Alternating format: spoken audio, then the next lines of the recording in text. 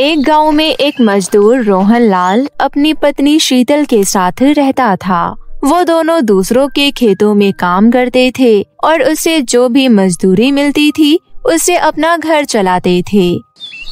एक दिन वो दोनों अपने मालिक रमन लाल के सेब के बगीचे में काम कर रहे थे। शीतल, इस साल फसल बहुत अच्छी हुई है। सारे सेब एकदम लाल और खिले खिले हैं। हाँ जी, आप सही कह रहे हो। मालिक जब इतने स्वादिष्ट और लाल सेब देखेंगे तो बहुत खुश हो जाएंगे। हाँ, और हो सकता है मालिक हमसे खुश होकर हमें कुछ इनाम दे दे या हमें थोड़े ज्यादा पैसे दे दे। अब चलो, तुम जल्दी जल्दी ये सारे सेब को तोड़कर टोकरी में इकट्ठा कर लो। मैं बगीचे की सफाई कर देता हूँ, मालिक आते ही होंगे। उसके बाद दोनों अपना अपना काम करने लगते हैं। उतने में ही वहाँ एक चूहा आ जाता है और लाल लाल सेब देखकर खुश हो जाता है और वो टोकरी में से सेब उठाकर खाने लगता है। जब रोहन की नजर चूहे पर पड़ती है तो वो कहता है, अरे बगीचे में ये चूहा कहाँ से आ गया? मालिक ने देख लिया तो हम पर बहुत गुस्सा करेंगे। हट हट, भाग यहाँ से। रोहन चूहे को भगाने लगता है। रोहन के भगाने पर थोड़ी देर के लिए वो चूहा भाग जाता है, परंतु थोड़ी देर बाद फिर से वो चूहा वापस आ जाता है और दोबारा से सेब खाने लगता है। अरे तुम फिर आ गए, लगता है तुम ऐसे नहीं मानोगे। ऐसा कहकर रोहन डंडा लेकर उस चूहे के पीछे दौड़ने लगता है। रुक जा, तू सेब खाएगा, अभी बताता हूँ तुझे। अब भाग कहाँ रहा है? रुक जा, तुझे मैं नहीं छोड़ूंगा, रुक। रोहन चूहे के आगे पीछे तेज तेज दौड़ने लगता है, जिसके चक्कर में बहुत सारे सेब बर्बाद हो जाते हैं। पूरा बगीचा तहस नहस हो जाता है। अरे बस करो जी, आपको चूहे के पकड़ने के चक्कर में पूरा बगीचा तहस नहस हो चुका है। कितने सारे सेब खराब हो गए। तभी उस खेत का मालिक रमन लाल वहाँ आता है और अपने बगीचे की ऐसी हालत देखकर गुस्सा होते हुए रोहन से कहता है, अरे ये क्या किया तुम दोनों ने? तुम लोगों ने मेरा पूरा बगीचा खराब कर दिया। अब तुम्हें आज की कोई मजदूरी नहीं मिलेगी, समझे? तुमने मेरा नुकसान किया है, उसकी भरपाई तुम्हें चुकानी ही होगी। इतना कहकर रमन लाल गुस्से में वहाँ से चला जाता है। रोहन और शीतल निराश हो जाते हैं। रोहन का उदास चेहरा देखकर वो चूहा रोहन पर हंसने लगता है। चूहे को देखकर रोहन को बहुत गुस्सा आता है। रुक जा, तू हंसता है मुझ पर, अभी बताता हूँ तुझे। इतना बोलकर रोहन वापस से चूहे को मारने के लिए उसके पीछे भागने लगता है। रुक जा, भागता कहाँ है? अरे कहाँ छुप गया, बाहर आ। तभी शीतल का ध्यान अपने पति की ओर जाता है और वो उसको देखकर चिल्ला उठती है, अरे चूहा तो अपने सर पर है। अच्छा, अब तू नहीं बचेगा। इतना कहकर रोहन अपना सर झटककर चूहे को नीचे गिराता है और उस पर अपनी कुल्हाड़ी से हमला करता है। वो चूहा तो भाग जाता है, परंतु रोहन को बहुत ही तेज टन की आवाज सुनाई देती है। अरे ये आवाज कैसी थी? रोहन दोबारा से अपनी कुल्हाड़ी उस पर मारता है। वापस से उसे टन की आवाज सुनाई देती है। तभी वहाँ शीतल आती है और तभी शीतल कहती है, लगता है शायद इस जमीन के अंदर कुछ गड़ा है। मुझे भी ऐसा ही लगता है, कहीं कोई खजाना तो नहीं। मुझे यहाँ गड्ढा करना चाहिए। इसके बाद रोहन खुशी खुशी अपनी कुल्हाड़ी से वहाँ खुदाई करने लगता है। थोड़ी देर खुदाई करने के बाद उसमें से एक घड़ा निकलता है। घड़ा देखकर दोनों पति पत्नी बहुत खुश हो जाते हैं। अरे वाह, खजाने वाला घड़ा, अब तो हम अमीर हो गए जी। अरे रुको शीतल, एक बार खोल कर देखने तो दो। रोहन उस घड़े को मिट्टी से बाहर निकालता है तो देखता है कि वो घड़ा तो बिल्कुल खाली है। अरे ये घड़ा तो खाली है, लगता है आज का दिन ही खराब है। दोनों पति पत्नी निराश होकर वहाँ बैठ जाते हैं। तभी वहाँ वही चूहा आता है। चूहे को देखकर रोहन को बहुत तेज गुस्सा आता है। तुझे तो मैं छोड़ूंगा नहीं। वापस से रोहन चूहे के पीछे भागने लगता है। तभी वो चूहा उस घड़े में छलांग लगा लेता है। अब बच के कहाँ जाओगे? जब रोहन उस घड़े के अंदर चूहे को पकड़ने के लिए हाथ अंदर डालता है, तभी उस घड़े में से बहुत सारे चूहे बाहर निकलने लगते हैं। ये देखकर दोनों पति पत्नी चौंक जाते हैं। अरे इतने सारे चूहे, अब ये सारे चूहे मिलकर तो सारे सेब खा जाएंगे।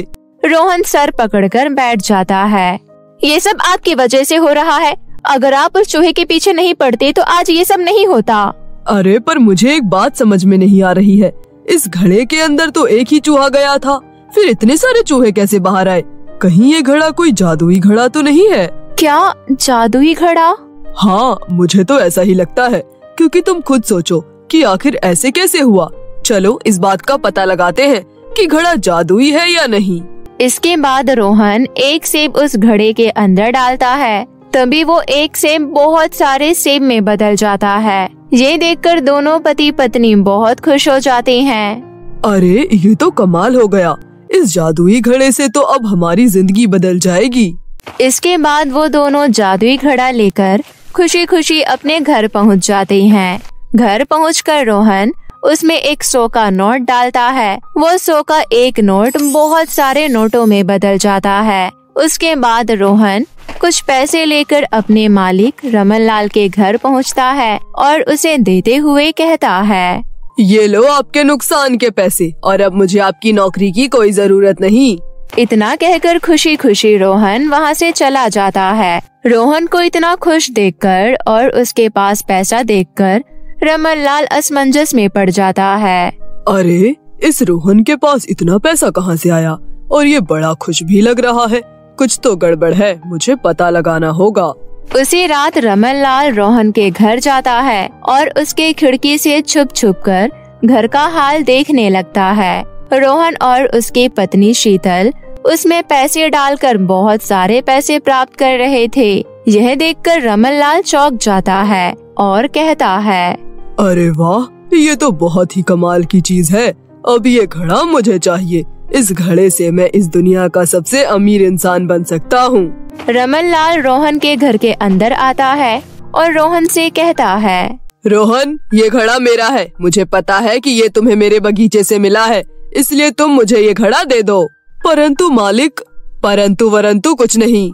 इतना बोलकर रमन लाल वो घड़ा लेकर अपने घर आ जाता है। रोहन और शीतल एक बार फिर से निराश हो जाते हैं। रमन लाल अपने घर आकर अपने सारे हीरे और जवाहरात उस घड़े में डालकर कई गुना बढ़ा लेता है। अरे वाह वाह वाह, अब तो मैं इस दुनिया का सबसे अमीर इंसान बन चुका हूँ। परंतु आखिर इस घड़े में ऐसा है क्या? मुझे इस घड़े के अंदर झांक कर देखना चाहिए। रमन लाल अपनी मुंडी घड़े में डालकर अंदर झांकने लगता है। अरे अंदर से तो ये घड़ा बिल्कुल मामूली घड़े के जैसा लग रहा है। खैर कोई बात नहीं। तभी रमन लाल देखता है कि उस घड़े में से बहुत सारे उसके हमशक्ल बाहर निकल रहे हैं। अरे ये क्या, मेरे इतने सारे हमशक्ल? रमन लाल अपने इतने सारे हमशक्ल देखकर चौंक जाता है और जो जो रमन लाल बोलता वो उनके हमशक्ल भी बोलते। हे भगवान, ये क्या हो गया? हे भगवान, ये क्या हो गया? अरे तुम लोग मेरी नकल क्यों उतार रहे हो? अरे तुम लोग मेरी नकल क्यों उतार रहे हो? चुपचाप चले जाओ यहाँ से। यहाँ मैं असली हूँ, तुम सब नकली हो। जाओ यहाँ से। चुपचाप चले जाओ यहाँ से। यहाँ मैं असली हूँ, तुम सब नकली हो। जाओ यहाँ से। अरे मेरी नकल करना बंद करो भाई। रमन लाल समझ जाता है कि जैसा जैसा वो करेगा वैसा वैसा ये हमशक्ल भी करेंगे। इसके बाद रमन लाल पैर उठाकर नाचने लगता है। सारे हमशक्ल भी नाचने लगते हैं। फिर वो अपने घर से बाहर निकलता है। सारे हमशक्ल भी घर से बाहर निकलते हैं। फिर वो अपने घर का चक्कर लगाता है। सारे हमशक्ल भी उसके पीछे पीछे घर का चक्कर लगाते हैं। फिर वो वापस अपने गेट के पास आकर थोड़ी देर के लिए रुक जाता है। सभी रुक जाते हैं। फिर वो भागकर अपने घर के अंदर आकर घर का दरवाजा बंद कर लेता है और खुश होता है। कैसे उल्लू बनाया। अपने सारे हमशक्ल को देखकर रमन लाल अपने मन में सोचता है, हे भगवान, लगता है ये हमशक्ल मेरा पीछा नहीं छोड़ेंगे। अब मैं क्या करूं? मैंने क्यों उससे ये घड़ा ले लिया? अच्छा खासा अपनी जिंदगी जी रहा था। मैं अपने इतने सारे हमशक्ल के साथ नहीं जी सकता। हे भगवान, मेरी मदद करो। तभी उस घड़े में से आवाज आती है, रमन लाल, मुझे खुशी है कि तुम्हें तुम्हारी गलती का एहसास है। अगर तुम अपनी भलाई चाहते हो तो तुम मुझे वापस मेरे मालिक के पास छोड़ आओ, वरना तुम्हारे ये हमशक्ल तुम्हें पागल कर देंगे। मुझे मेरी गलती का एहसास है। मैं अभी घड़ा रोहन को वापस करके आता हूँ। रमन लाल जल्दी से वो घड़ा लेकर रोहन के घर पहुंचता है। उसके पीछे पीछे उसके हमशक्ल भी आ गए। ये देखकर रोहन और उसकी पत्नी आश्चर्यचकित रह जाते हैं। अरे मालिक, आप इतने सारे हो गए? अरे रोहन भाई, अभी ये सवाल जवाब का वक्त नहीं है। पहले तुम अपना ये घड़ा पकड़ो, इसे तुम ही रखो, मुझे नहीं चाहिए घड़ा। और मुझे माफ कर दो और कृपया कर इस बला को ठीक करो। मालिक, पर मैं ये कैसे ठीक करूं? रोहन, तुम मेरे मालिक हो। तुम मुझे जो आदेश दोगे मैं तुम्हारा कहाँ मानूंगी। तुम मुझे आदेश दो, फिर मैं इनके सारे हमशक्ल को गायब कर दूंगी। घड़े की बात सुनकर रोहन घड़े को आदेश देता है कि वह सारे हमशक्ल को गायब कर दे। रोहन के इतना बोलते ही वहाँ से सारे हमशक्ल गायब हो जाता है और फिर रमन लाल के जान में जान आती है। वो रोहन का तहे दिल से शुक्रिया अदा करता है और उससे अपने किए की माफी मांगता है और वहाँ से चला जाता है। रोहन वापस अपना जादुई घड़ा पाकर बहुत खुश होता है और अपनी पत्नी के साथ खुशी खुशी एक अच्छा और खुशहाल जीवन व्यतीत करता है। नीले आँखों वाली बदसूरत सिंड्रेला परी। बहुत समय पहले की बात है। परीलोक की दुनिया में फ्लोरा नाम की रानी परी रहती थी। रानी परी की एक बेटी थी, सेलिना। सेलिना बहुत ही खूबसूरत थी। अपने लाल बालों और हरी आँखों पर सेलिना को बहुत घमंड था। सेलिना परी बाकी परियों के साथ ज्यादातर वक्त परीलोक के बगीचे में बिताती थी। सभी परियां उसकी सुंदरता की अक्सर तारीफ करती थी। सेलिना परी को अपनी सुंदरता की तारीफ सुनना बेहद पसंद था। गुजरते वक्त के साथ सेलिना परी का घमंड भी बढ़ता चला गया। अब वो सीधे मुंह किसी से बात तक नहीं किया करती। रानी परी फ्लोरा अपनी बेटी सेलिना के इस बर्ताव से बहुत दुखी रहती और उसे खूब समझाती, लेकिन सेलिना परी सभी बातों को अनसुना कर अपने घमंड में चूर रहती। एक दिन की बात है, रानी परी फ्लोरा बगीचे में टहल रही थी। तभी उनकी नजर बगीचे में लगे आकर्षक नीले फूलों पर गई। उन नीले फूलों को देखकर रानी परी बोली, ओह, कितने सुंदर फूल हैं। काश मेरी एक बेटी होती जिसकी नीली आंखें हो और वो दिल की बहुत ही सुंदर हो। हे परियों की राजमाता, मेरी विनती सुन लो। रानी परी फ्लोरा के इतना बोलते ही एक चमत्कार हुआ और तेज रोशनी के साथ उनकी गोद में एक नीली आंखों वाली नन्ही सी परी प्रकट हो गई, जिसे देख रानी परी बोली, ओह, परियों की राजमाता ने मेरी पुकार सुन ली। मेरी बच्ची कितनी सुंदर है, नीली आंखें और सुनहरे बाल। तुम कितनी प्यारी हो। मैं तुम्हारा नाम रखती हूँ सिंड्रेला। तुम बिल्कुल उन नीले फूलों की तरह सुंदर और कोमल हो। सिंड्रेला परी का दिल बहुत अच्छा था और वो बहुत प्यारी थी। वो अपनी बहन सेलिना परी से बिल्कुल अलग थी। सिंड्रेला परी अपनी रानी माँ का बहुत ख्याल रखती थी। उसे अपनी बड़ी बहन से भी बहुत प्यार था, पर सेलिना परी के मन में सिंड्रेला के लिए जरा सा भी प्यार नहीं था। वो सिंड्रेला परी की खूबसूरती से बहुत ही जलती थी। सेलिना परी हमेशा इस बात का ध्यान रखती थी कि सिंड्रेला परी कभी भी महल से बाहर ना जाए, ताकि कोई भी सिंड्रेला परी की खूबसूरती ना देख पाए। इसलिए वो सिंड्रेला परी को बाहर जाने से रोका करती और उससे हमेशा झूठ बोलती। तुम कभी महल से बाहर कदम मत रखना, क्योंकि तुम्हें पता नहीं, अगर तुम बाहर जाओगी तो लोग तुम पर काला जादू कर देंगे। सिंड्रेला परी अपनी बहन की हर बात मानती थी। वो वही करती जो वो कहती थी। रानी परी फ्लोरा भी यही चाहती थी कि सिंड्रेला परी महल से बाहर ना जाए, क्योंकि उन्हें डर था कि कहीं सिंड्रेला परी भी सेलिना परी की तरह घमंडी ना बन जाए। एक दिन की बात है, सिंड्रेला परी राजमहल के बगीचे में खेल रही थी। तभी उसने एक प्यारी सी तितली को बगीचे में उड़ते हुए देखा। वाओ, कितनी प्यारी तितली है। मैंने इससे पहले इतनी खूबसूरत तितली कभी नहीं देखी। ये कहते हुए सिंड्रेला उस तितली का पीछा करने लगी। वो आकर्षक तितली की खूबसूरती में इतना खो गई कि उसे पता ही नहीं चला कि वो कब परी महल से बाहर दूर निकल गई। लेकिन कुछ ही पल में वो तितली गायब हो गई। अरे, वो तितली कहाँ गई? अभी तो यही थी।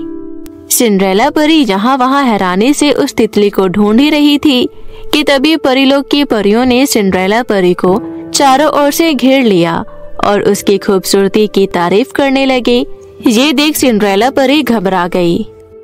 मुझे महल वापस लौट जाना चाहिए। माँ मेरा इंतजार कर रही होगी। ये कहते हुए सिंड्रेला परी महल की ओर जाने लगी, लेकिन सिंड्रेला परी महल जाने का रास्ता भूल गई और गलत दिशा की ओर जा पहुंची। वो बहुत डरी हुई थी क्योंकि वो एक सुनसान जंगल में पहुंच गई। वो जल्दबाजी में अपने कदम बढ़ा रही थी कि तभी अचानक वो एक गहरे सुरंग में जा गिरी। कोई बचाओ मुझे! लेकिन उस जंगल में उसकी मदद करने वाला कोई नहीं था। वो इतना गहरा सुरंग था कि वो नीचे और नीचे जाती रही। वो मदद के लिए चिल्लाती रही, लेकिन कुछ देर बाद वो बेहोश हो गई और जब उसे होश आया तो उसने देखा कि वो ऐसी जगह थी जहाँ अजीब किस्म के पेड़ पौधे और फूल दिखाई दे रहे थे। मैं कहाँ आ गई हूँ? ये जगह बहुत ही अजीब है।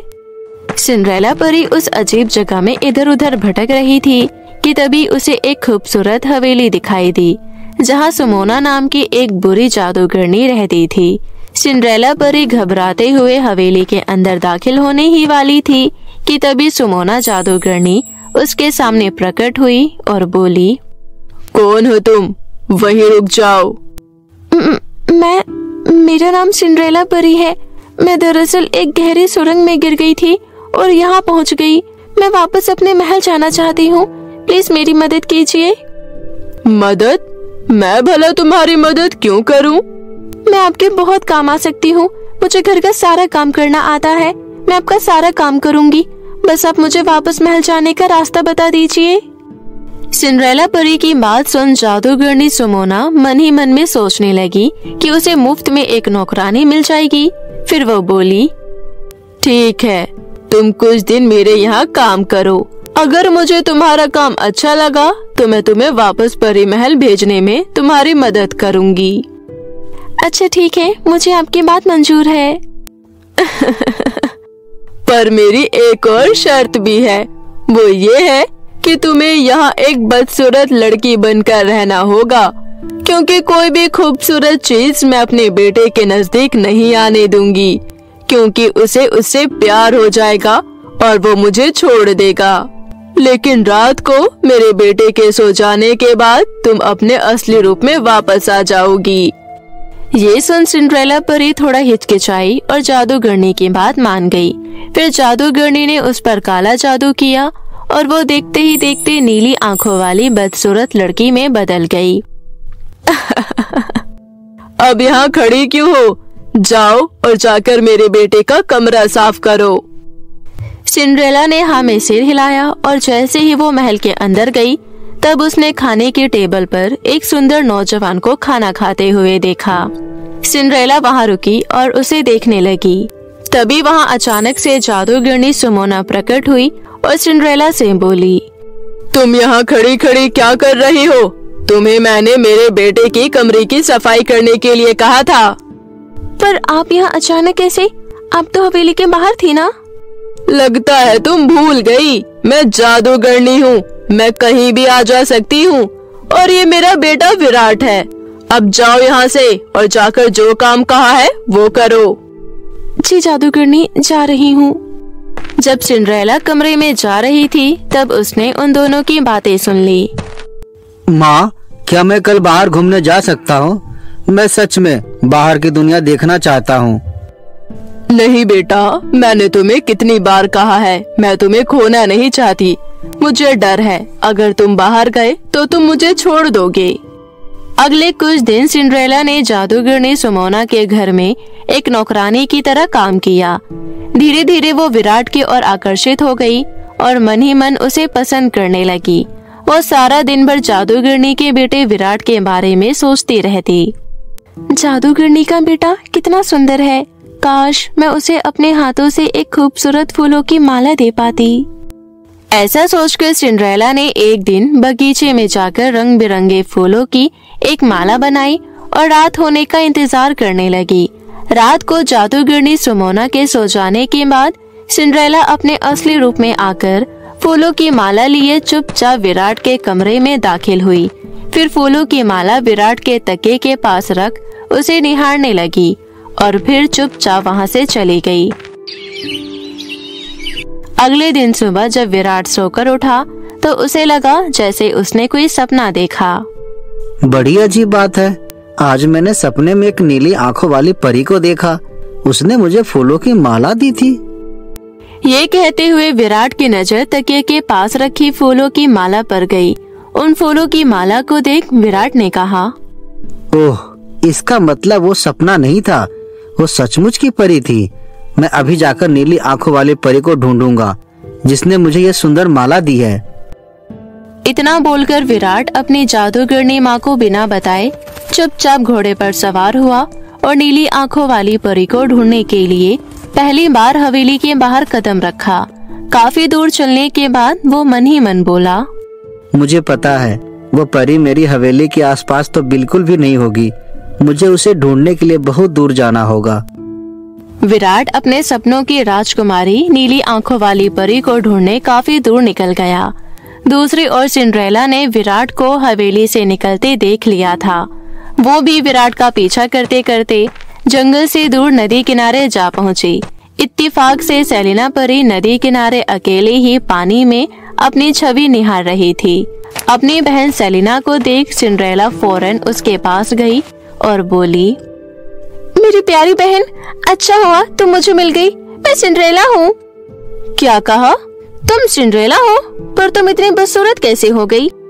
ये सब जादूगरनी के काले जादू की वजह से हुआ है। प्लीज इस काले जादू को तोड़ दो।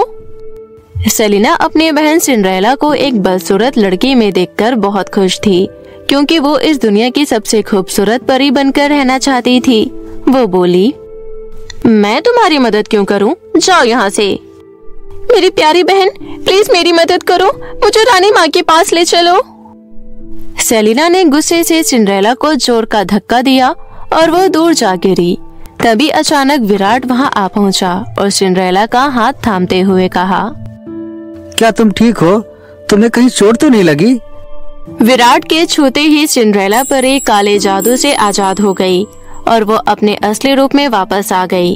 अपने सपनों की नीली आंखों वाली परी को देखकर उसे अपनी आंखों पर विश्वास नहीं हुआ। अरे, तुम तो हवेली में काम करने वाली नौकरानी थी ना? तुम परी में कैसे बदल गई? मैं वाकई में एक परी ही हूँ। दरअसल तुम्हारी जादूगरनी माँ ने अपने काले जादू से मुझे एक बदसूरत लड़की में बदल दिया था, क्योंकि वो नहीं चाहती थी कि कोई भी खूबसूरत चीज तुम्हारे करीब आए। ये कहते हुए सिंड्रेला ने विराट को सारी बात बताई। ये सब सुन विराट हैरान रह गया और दुखी होते हुए बोला, मेरी माँ ऐसा कैसे कर सकती है? मैं उन्हें कभी माफ नहीं करूँगा। माना कि तुम्हें बुरा लग रहा है, लेकिन तुम तभी खुश रह सकोगे जब तुम उन्हें माफ कर दोगे। सिंड्रेला को पहले जैसा खूबसूरत देख नदी किनारे खड़ी सेलिना गुस्से से तिलमिला गई। तभी अचानक उसका संतुलन बिगड़ा और वो नदी में जा गिरी और डूबने लगी। अपनी बहन को मुसीबत में देख सिंड्रेला नदी में कूद गई और सेलिना को डूबने से बचा लिया। सेलिना परी को अपने किए पर बहुत अफसोस हुआ और उसने रोते हुए सिंड्रेला से माफी मांगी। तब सिंड्रेला बोली, मुझे पता है मेरी प्यारी बहन सेलिना, तुम्हारे दिल के कोने में मेरे लिए बहुत प्यार छुपा है। मैं जानती हूँ मेरी बहन दुनिया की सबसे प्यारी बहन है। ओह मेरी प्यारी बहन, मैं अपनी खूबसूरती के घमंड में इतनी चूर हो गई थी कि तुमसे हमेशा जलती रही। मुझे माफ कर दो मेरी बहन। ये कहते हुए सेलिना ने सिंड्रेला को गले से लगा लिया। इस तरह दोनों बहनें एक हो गई और वहीं विराट ने भी हवेली लौटकर अपनी माँ से बात की। जादूगरनी सुमोना को भी अपने किए पर पछतावा हुआ और उसने भी अपने बेटे से माफी मांगी। कोई बात नहीं माँ, मेरे दिल में हमेशा आपके लिए प्यार रहेगा। इस तरह सब कुछ ठीक हो गया। फिर विराट और सिंड्रेला परी ने एक दूसरे को अपने दिल का हाल बताया और बड़ी ही धूमधाम से दोनों की शादी हो गई। दूसरी तरफ सेलिना परी का स्वभाव बिल्कुल बदल गया। वो अब सबसे प्यार से बातें करने लगी थी और वहीं रानी परी फ्लोरा को अपनी दोनों बेटियों पर बहुत गर्व महसूस हो रहा था। तो देखा दोस्तों आपने, हमें कभी भी खूबसूरती पर घमंड नहीं करना चाहिए। अगर दिल अच्छा होगा तो आप सबको खूबसूरत लगोगे।